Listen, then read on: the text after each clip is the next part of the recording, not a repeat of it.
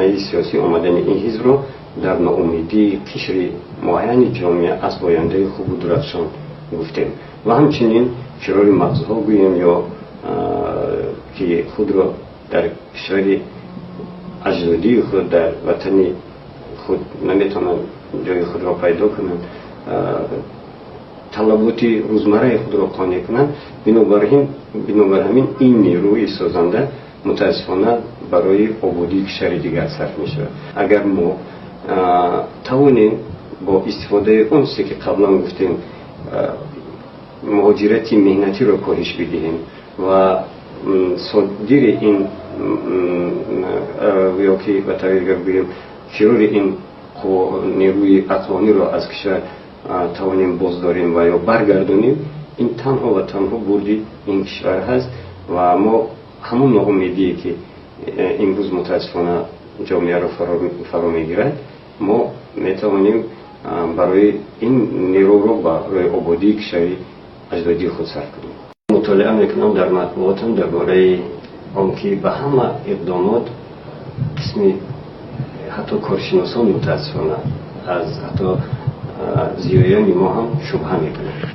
حتی گمان میرود که دیگر با وجودیت خود، عقل و ادراک خود، اراده خود باور ندارد.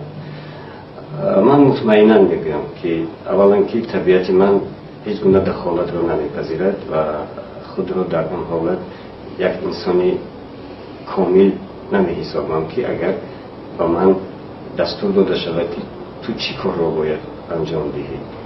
البته دستور را میتوانم قبول کنم برای آبادی و خوشبختی ملت دولت باشد، ولی چون حزب که این حق شهروندی خودی ما و گروه ما هست،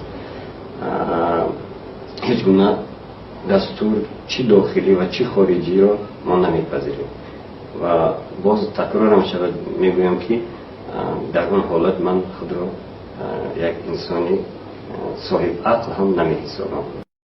من مطمئنا میگویم که ما کاری نکردیم که ترسیم. من نظرم این است که کاری پرشرف را و مسئولیتی بزرگ را به عهده میگیریم و به عهده گرفتیم. این حقوقی کنستیتوشنی ما هست، حقوقی شهروندی ما هست و همچنین هر یک شخصی آگاه و مسئولیت شناس نمیتواند به یک زندگی خوبی خود محدود شود وقتی که میبینه هزاران هزار یا بیشتر از میلیون شهروند این کشور مهاجرت مهنتی را پیشه میکند و خود آرام و خوشحال زندگی میکند. بنابر همین اگر ترس از این برای من بالاتر باشه، پس من نمیدونم اینجا چی گویم.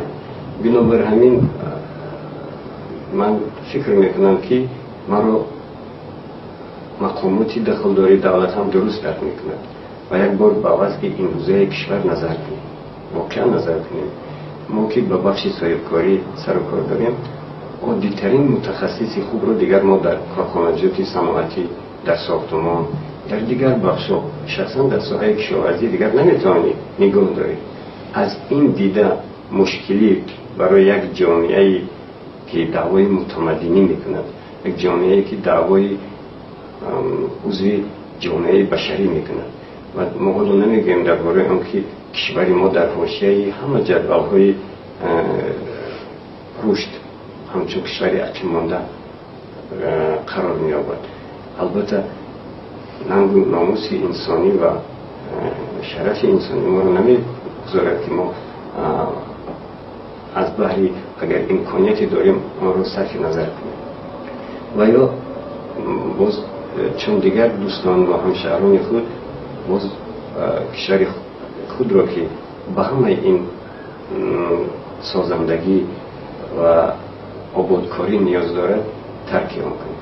بنابر همین من در اینجا بار دیگر هم میگویم که مقصد ما سازندگی است و غرض ما غیر از بهبودی زندگی مردم، غیر از آبادی و سربلندی مردم چیزی دیگری نیست.